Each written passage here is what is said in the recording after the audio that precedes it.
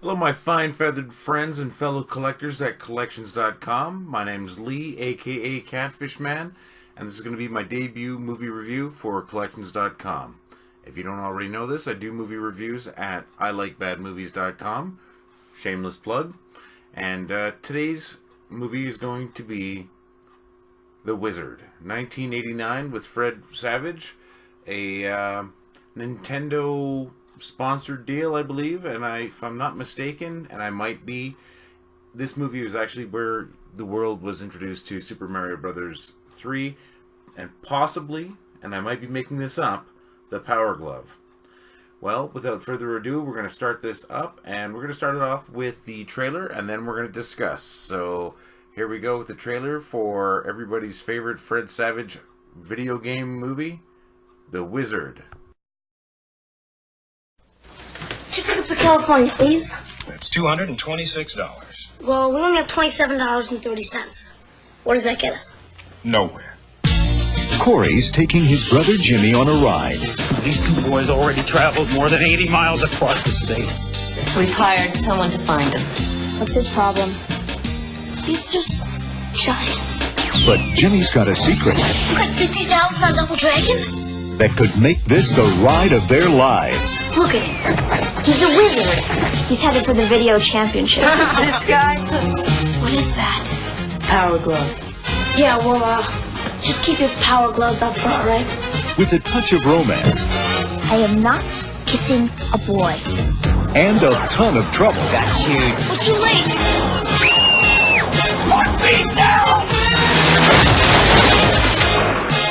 Sorry about that. You maniac! They'll get there any way they can.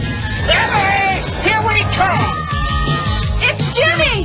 It's Jimmy! Come here!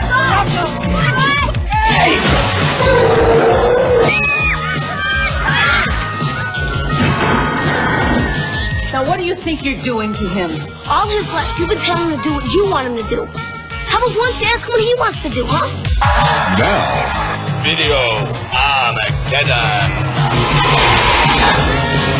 it's going to take a lot of guts, You can do it! a little magic, You're the best! and the wizard, Fred Savage.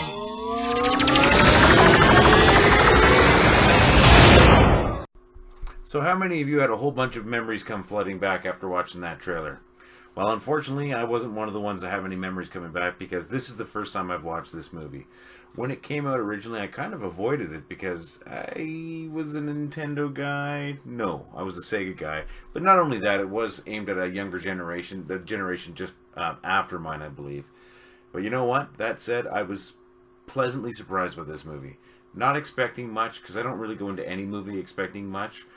And, you know, I found it really fun. Kind of enjoyable, heartwarming, and that cheesiness.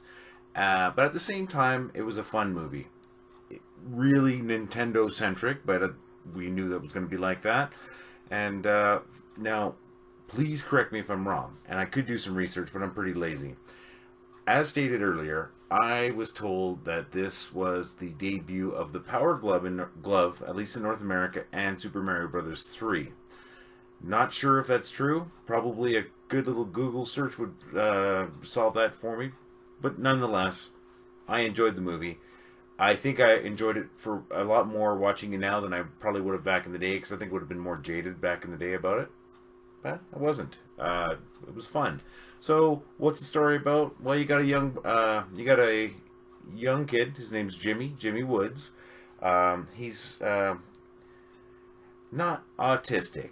He suffered a traumatic incident in his childhood when his fraternal twin sister passed away, and he hasn't really spoken since then. He tries to run away all the time and saying he wants to go to California. One of the only few words that he can say. Now, his father and mother, they split up. He's got some half-brothers.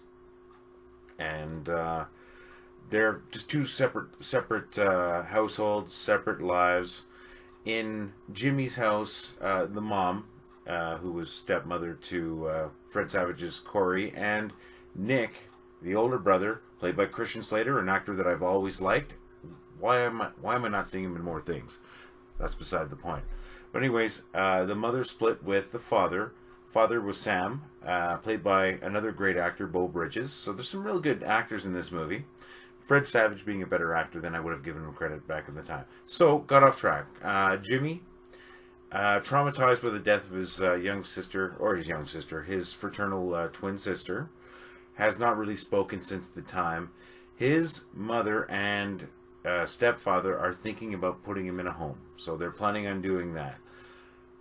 Fred Savage's character, Corey, gets wind of this and decides to go and see his brother in the home. And just gets the idea, let's take him out, let's go to California with him. So they run away to California. Along the way, they meet a girl, Haley, who talks big talk. She says she lives in a fancy place. Her dad's a trucker on the road. She's just really independent. Anyways, she joins up with them. That's the love interest. But when you're talking about 12 and 13-year-olds, I guess it's the like interest. And they head out. Along the way, they find out that Jimmy's actually really good at video games. He's scoring something like 50,000 on Double Dragon at in a little store in the arcade machine. So they get the idea. Let's bring him out to California. Let's compete in the video game competition that's happening there. It's like a world video game competition.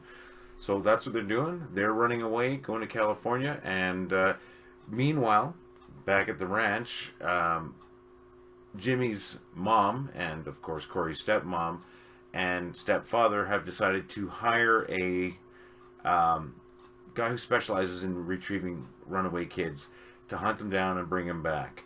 So when they get wind of this, the kids are avoiding him, trying to get to California, trying to avoid the tough kids that they run into along the way, and meanwhile exploring their relationships. They're growing together. And they're really driven to get out there. So, of course, there's trials and tribulations on their traveling across the country to California. They have to stay away from this guy who's been hired to retrieve just Jimmy. So that's the only one he's been hired to go after. And they're trying to keep away from him. They run into bullies. They find another guy who's really good at video games, also going to be competing at the competition in California. Now this is where you get to see the Power Glove. It's brought out like some amazing thing. Now any one of my friends out there that are Nintendo fans who had the Power Glove, you know it wasn't that amazing. It looked cool, and that's about it. Hell, it still shows up in movies sometimes, spray painted silver or whatever, to look like a space age robotic arm or prosthetic. Once again, off topic. So of course, the kid's going to be a video game master. Or is a video game master, a wizard perhaps, and gets out there, competes. Everything's real close. It gets real tense. That will they get captured by the guy hired to retrieve them? Will they make it on time? Will Jimmy win? Who knows? You probably know. If you've seen the movie, you know the answer. And I'm not really too worried about being a spoiler for the plot when a movie came out in 1989 and we're sitting here in 2014. But anyways, you can figure out these movies always have a happy ending. But it was actually a pretty fun movie, which I said a couple of times, but I don't care. If I was to give this a mark out of 5 stars, it'd probably be about 3. And 3's not that great, but you know what? The movie's fun. It kind of captures the 1989, the late 80s, early 90s, captures that feel because, well, that's when it was filmed. If you're a Nintendo fan, you gotta watch it, especially if you're an old school Nintendo fan, NES fan or Super Nintendo. This is just before Super Nintendo, of course. I've got to give them kudos. I really didn't expect to like this movie. I expected it to be a piece of crap.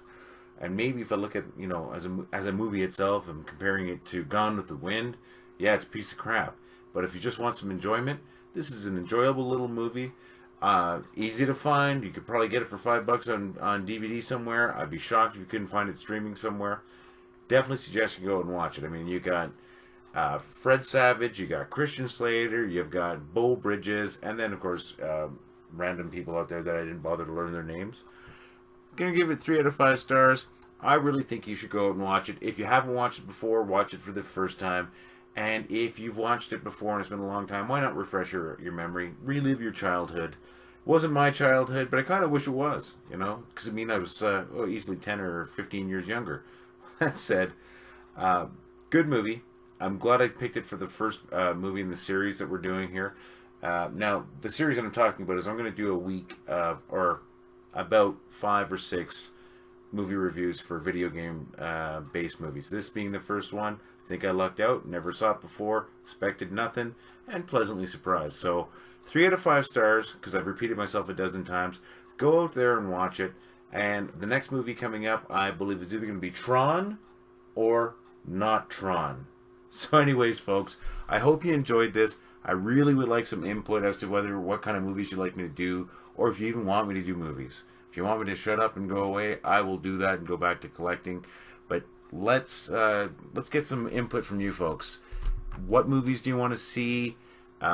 What format do you want to see it? I promise the next ones are going to be a little better formatted. I've got a friend that's going to work with me on a little nitty.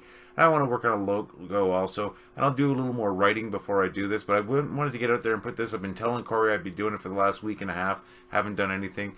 Corey Buckner, creator of and curator of Collections.com. Corey, I want to thank you for giving me the opportunity to do this and be contributor to your site, our community. And coming soon, Tron or not.